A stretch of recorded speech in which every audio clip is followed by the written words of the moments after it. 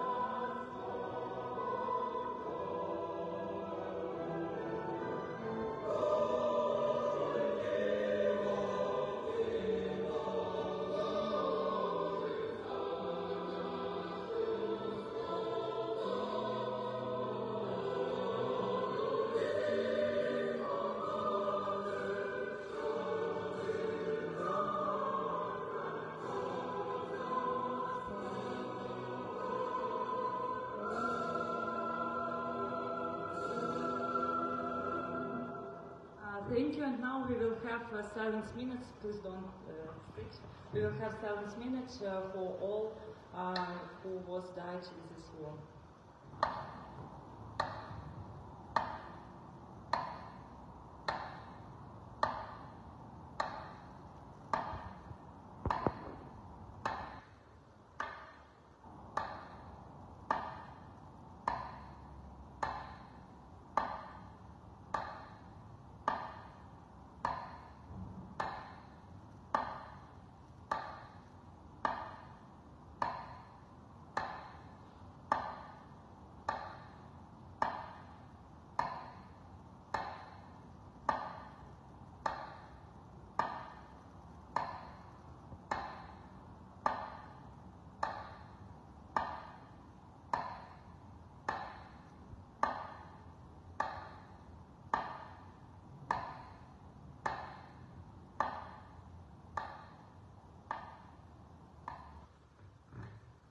Thank you, and for welcome board, we invite Ігор Таранов of the Ministry of Education and Science of Ukraine. Thank you.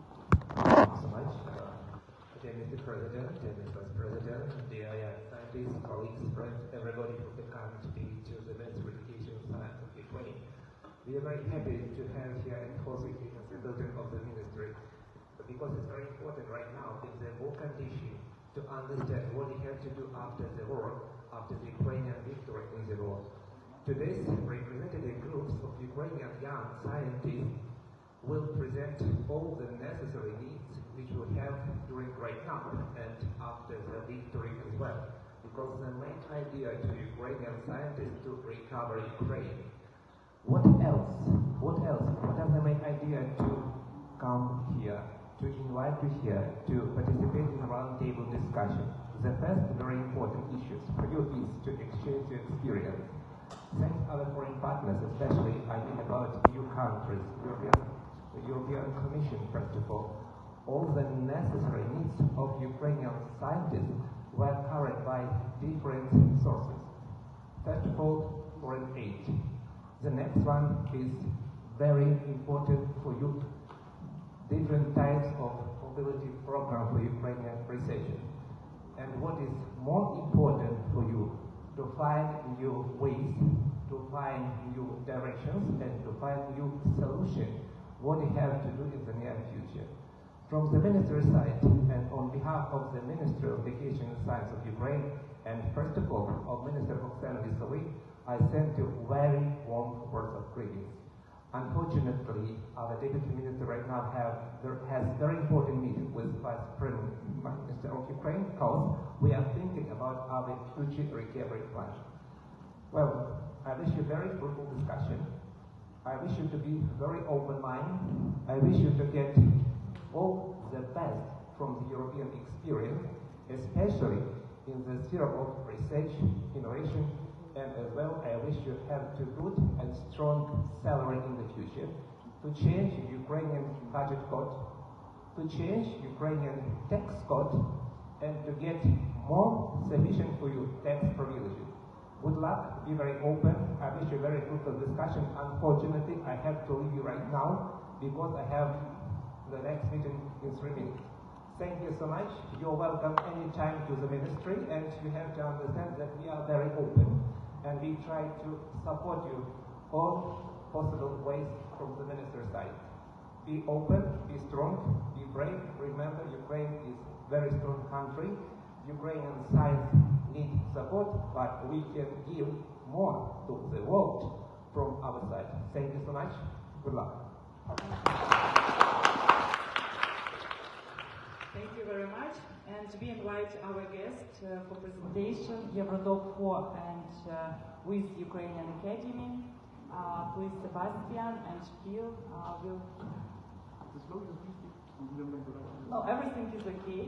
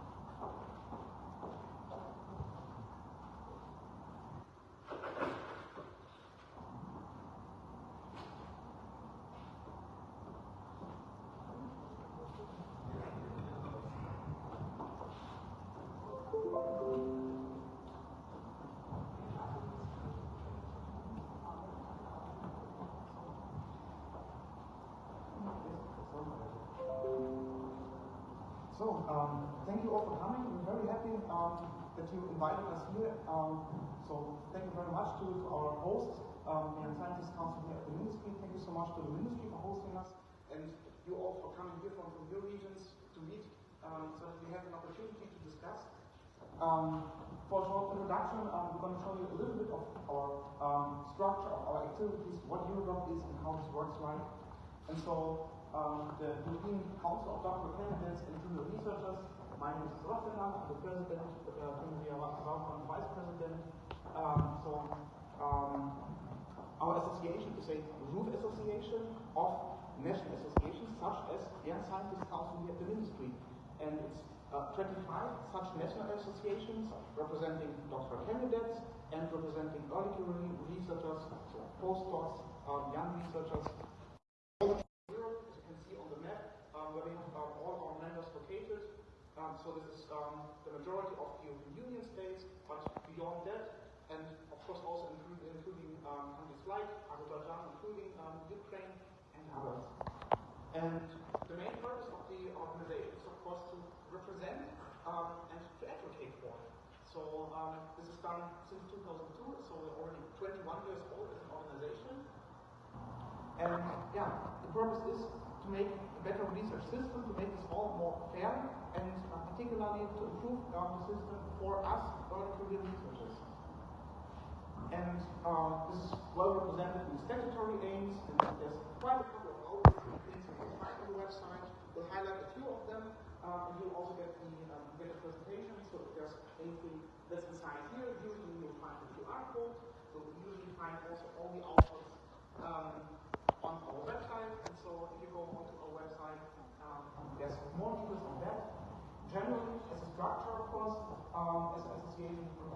good organizational structure, we have the administrative board, we have advisories, usually more experienced one that have contributed to Eurodoc in the last 2 decades, that support us with their advice. We have a really great communication team that's led by one of your colleagues here from Bulgaria. And then, of course, the Secretariat, there's different working groups where all the individual members, the researchers, the doctoral candidates, and the postdocs can directly participate. So you see those 6 different topics: doctoral training, employment, welfare, contributions, mental health, open science, research and society, and then research perception and career path, to cover the general or broader topics. What this means in detail we'll hear a little later in the presentation. And so there's a lot of different people contributing from all the countries over Europe to make this overall academia overall more sustainable, more suitable for us. One way to do this is, of course, by representation and advocacy. So that's one way to influence how the policy looks like, how the legal framework looks like, how the support systems put up, how these look like. And I'm going to show just a few of our examples that we have here. So a few of the examples that particularly relate to you. So in the last year, we had several interactions with the European Parliament. We're invited, as you can see, our privileged President Alexander, standing with one of the European Parliament's ministers, and talking about academic freedom in this case, one big topic that's also very much related to Ukraine, but also talking about direct measures, also talking about the support for Ukraine. We are interacting with the European Commission on different levels. So there's several kinds of events where we have been invited, where we're directly also providing input, support, providing feedback. The event you see on the left-hand side, this was earlier this year, and this was a handover of a manifesto for early career researchers. So this is one policy document that Eurodoc and other organizations together have produced that you can sign on either as an organization or as an individual researcher, and that very much urges for proper employment conditions, for a proper system that supports researchers along the career path. And we were able to hand this over to by the time Commissioner Maria Gabriel. And also, as you can see at the bottom image, I was able to relay a message, a letter from you colleagues and for you colleagues, in a small gift, a small token, also here from Ukraine. So also through these opportunities, we were able to further highlight the necessity of the support for you in this situation, in these times of war. The second part, interaction with the European Commission, also includes consultations. So there's one particularly structured pathway to this so-called ERA forum. ERA is the European Research Area. So this concept of uniting all the national research and education systems together in something that fits together, that works together, that collaborates very well. And in this policy construct, we're also having our place as stakeholders who provide through the ERA forum input to things that then directly go into the policy making. And in these kind of consultations, we have some representatives directly on individual topics, and we are generally participating. So not to extend this in 2 minutes too much, there's some further information also that you can look up on the website or come back later to us, and we'll be happy to explain more details. Another level for the policy making is at the Council of Europe. So this is less for the direct into the laws, but more for other kinds of policy. And there we also represent several people. So we are with a delegation at the Conference of International NGOs, which is one of the main bodies of the Council of Europe. We're having one of our members in the standing committee organizing the sessions of the Steering Committee for Education. So that's the main body of the Council of Europe taking care of education-related topics. We also have one of our colleagues at the Committee for NGOs as advocates for gender equality and women's rights. This is at the Conference of International NGOs, and so we're covering different topics and are quite actively interacting there and shaping also much of the debate in those topics that relate to us. And similarly, also of course, right in the days after the war started, we also brought it there and activated the colleagues at the conference to say, let's get together, let's really see how we can bundle up our resources to put up the best possible support. Another kind of way how we do these measures and how we try to achieve the vision is through project work. We have different ongoing projects where we attract the funding to really make things work out and to really have more capacities to not just talk about the policy but also put specific measures to the side.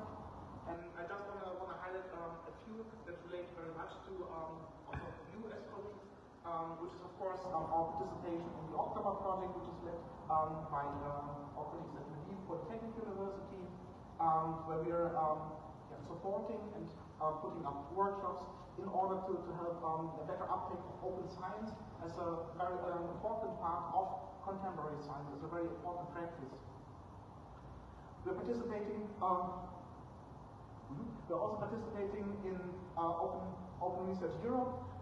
So here, Eurodoc is an expert partner and provides on one side again advice how to set this up in such a way that it's most usable for us, but also organizes workshops and organizes other kinds of events that should help on one hand side train us, and on the other hand side, again, deliver feedback on what's working well, what's not working all too well.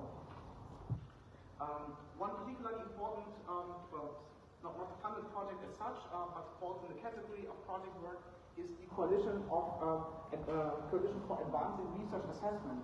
And this is something that came through a whole structured process.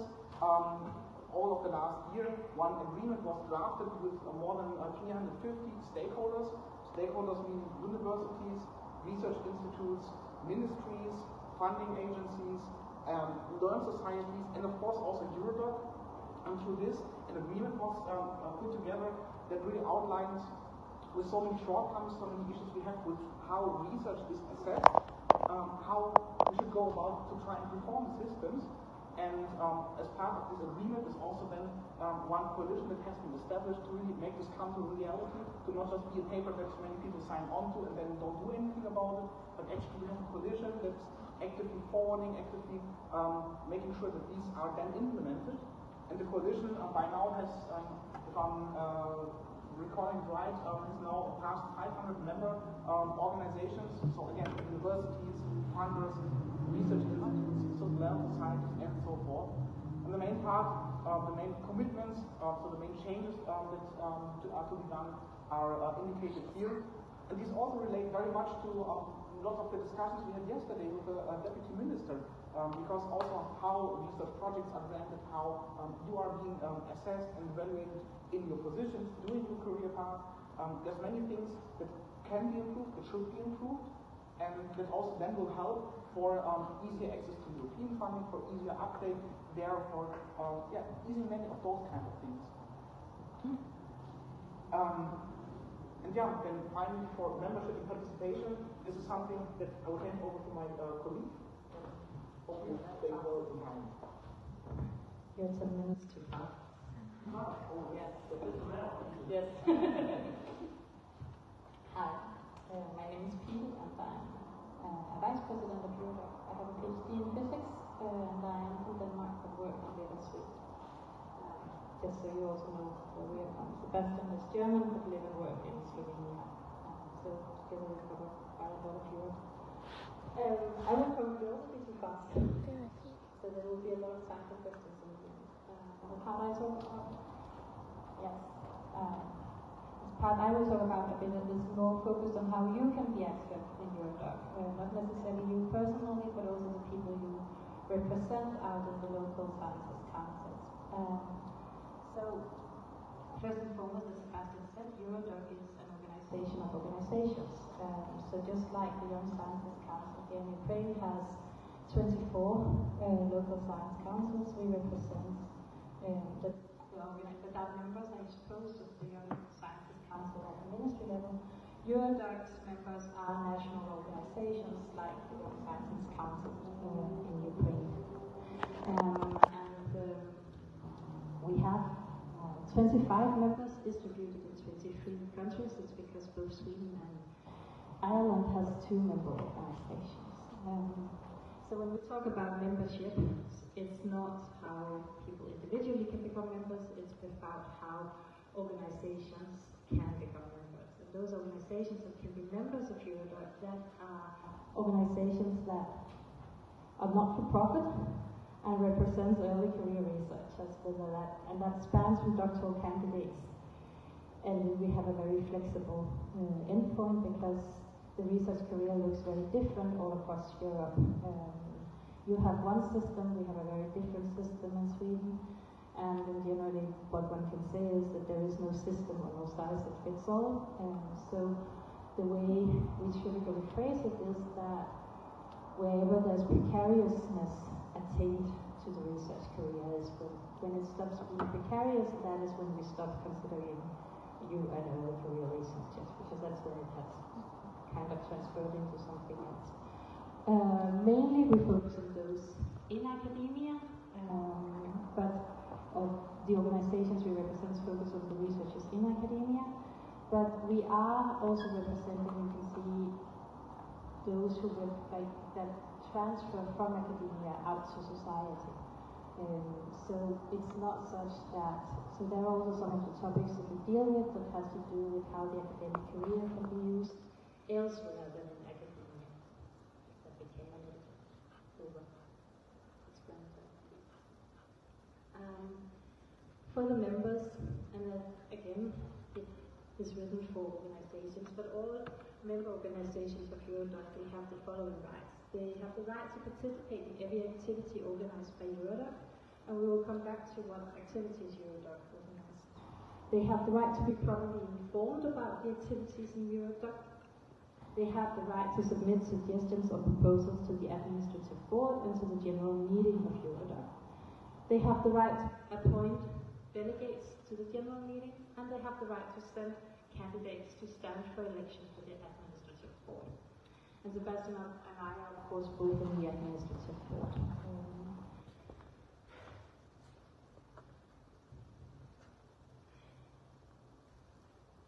So, in generally, all of these are not the rights of individuals, these are the rights of an organization, a council, a board, or however you can say the national organizations are structured.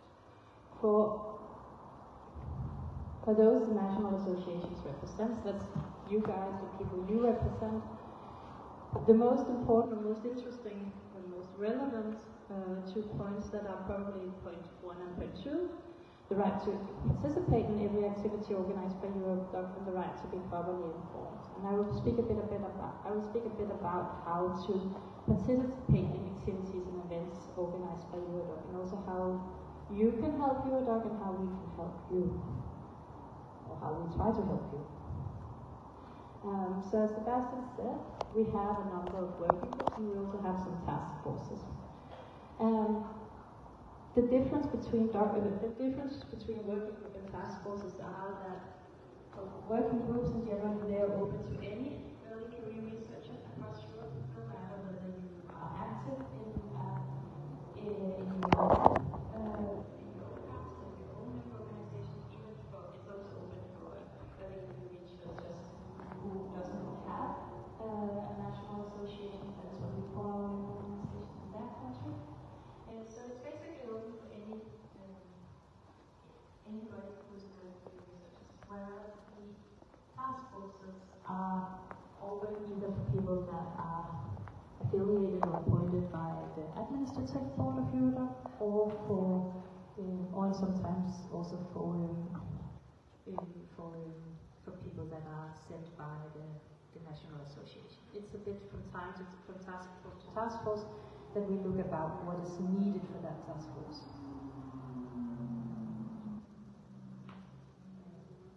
So when it comes to the doctoral training, the employment conditions, the mental health, the open science, the research assessment and career path, and the research society, how to join them, that is information that you can find on our webpage. You might have to search a bit. We are changing a few things, which is also why we don't do the direct QR code for this. Doctoral training, it deals with doctoral training. That is the education that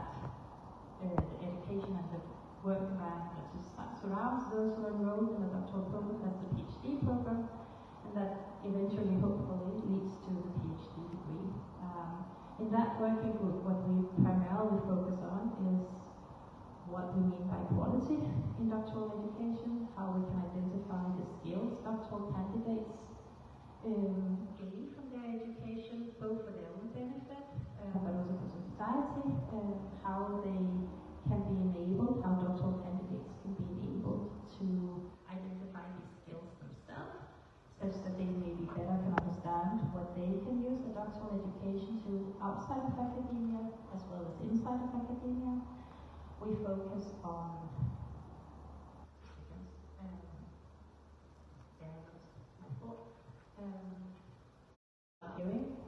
which has been sent to the Sciences Council of Ukraine among all the others member organizations, where we have asked for feedback on what defines doctoral education.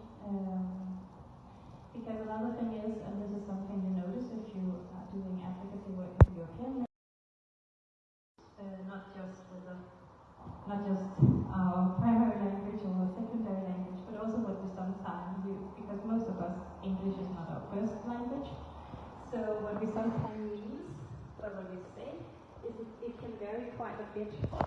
There are national contexts into it, and there is also a natural system inherited into it. So some of the things we try to find out when we do policy papers is also what we have in common. How can we better understand each other? How can we transmit a message that we all share and all understand, and where we actually understand the same thing, because that's not always obvious. And also, what are the differences? How can we identify the differences such that we can share best practices across member organizations? Because that's also one of the main focuses on all of the change with the sound. That's also one of the focuses with the that we are to serve as a platform for knowledge exchange, where individuals and organizations can share best practices, worst practices, and learn from each other to learn much more. Employment conditions deals with the employment conditions of the early career researchers. That means not just what you earn as salary, but also the social security you have around. And this is something that varies greatly, where you have, like, that you often talk about. When you talk about salary, you often talk about the northwest versus southeast, but when you talk about the employment conditions, you actually often talk about east-north versus southwest, because there is a lot of social security often inherited in Eastern Europe and Northern Europe that is not present in Southern Europe. And this is actually a very good example for what you also bring to the table when we talk about what are good practices, how can social security system work, because it's not always black and white. What is the best practice or what is the best system? Though I don't think any one of us would recommend the Italian system. The mental health working group is focused on mental health of early career researchers, because that is one of the things that has been identified to be really, really bad in generally, and it is equally bad, I think, across all of Europe. It's a highly stressed working environment, and it takes its toll, and it is precarious for many years. Ukraine actually has a long history through Irina, and I don't remember the last name, I'm cannot pronounce it.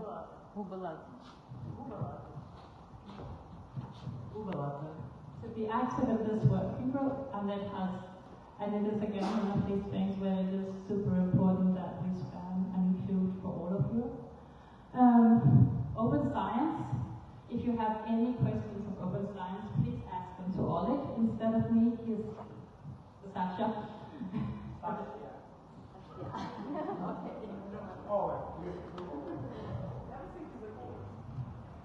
Thank you. And research assessment and career path. In Denmark, we have a saying that if you're a loved one, then you have many names. And I think this is probably the working group that has had most names over the years. It's changed to career development now, to research assessment and career paths. And it focuses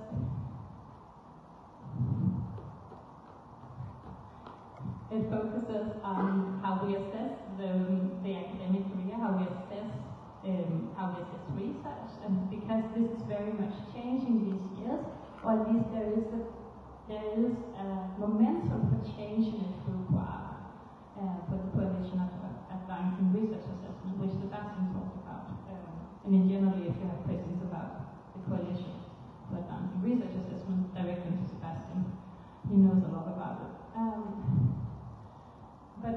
focus on in the working group, you can say, is to identify how we need to both what we need to provide of best practices on a long-term scale for like how do we assess the research career, but also how do we assess it in such a way, how do we assess the individual, the researcher in such a way that individually you can also use this assessment, that this becomes a tool rather than a bureaucracy, that this becomes a support that you can take with you, use both to self-evaluate yourself, to strengthen you, but also how you can communicate to the rest of society, whether you stay in academia or whether you leave, what it is that you can do as a researcher. And that is how it ties to the career paths, and why we say career paths, because no researcher in reality have the same career path. They all differ a little bit. You will all experience ups and downs, and some will stay in academia and some will leave. And research and society, it then deals with questions about the role research plays in society, with research integrity, with academic freedom, with climate change, and in many ways this is with the societal aspects of research. And Anastasia, I need to know, can you please remind me when you want us to be done? You can if you want questions. Yeah, Eurodoc also does surveys, and unfortunately I could not get the web page to work, so I couldn't get a picture from the one that is called Doctorate Across Europe. But what I wanted to say about it is that Eurodoc can typically do two kinds of surveys. One that is aimed at the national member organizations, which is like when it is sent out to be filled out, which is where Doctorates Across Europe is an example. And a type of surveys where we need them to get out as broad as possible, because we need as many individual researchers to fill out these surveys, where the Eurodoc survey of publishing in open science is another example. When we do something like Doctorates Across Europe, while it is the Young Scientist Council that is to do the work and fill it out to begin with, when it is done, the end report of this is actually an overview of how doctorate works in many different European countries. It allows you to compare across the countries, and some of these questions are very, like you can say, very specific. It's like, do you have pension? Do you have parental leave? But others of them more gives you an idea of the practices about how supervision takes place, and allows for you to also use it as you can say, an inspiration. And the reason I mentioned this is, of course, also that Eurodoc are planning to do some surveys this fall, which we very much hope that, because they are individuals, which we very much hope that you will take and fill out and distribute. Besides this, what Eurodoc does is also lunchtime webinars. Roughly once per month, we have a webinar with a policymaker at European level. They can span very broadly. One of the next one we have planned is one on narrative CVs, where we have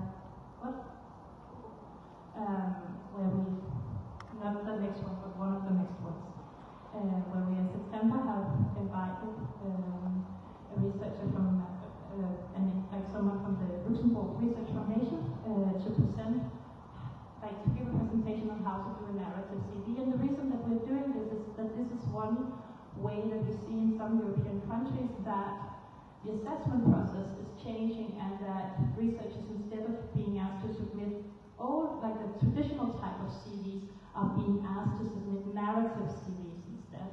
And if you ever are planning to apply for European funding, I would say do yourself a favor, watch out for this seminar and join it and listen in. Then another thing we do is also we advocate quite a lot for Ukraine, to put focus on Ukraine on a European level. And this, I think this is very strange for all of us and very mixed emotions for all of us. I'm very thankful for being here, and I very much hope that many of you will share your stories with us, tell us a bit about how it is to be researchers. And I know that it must be very, very tough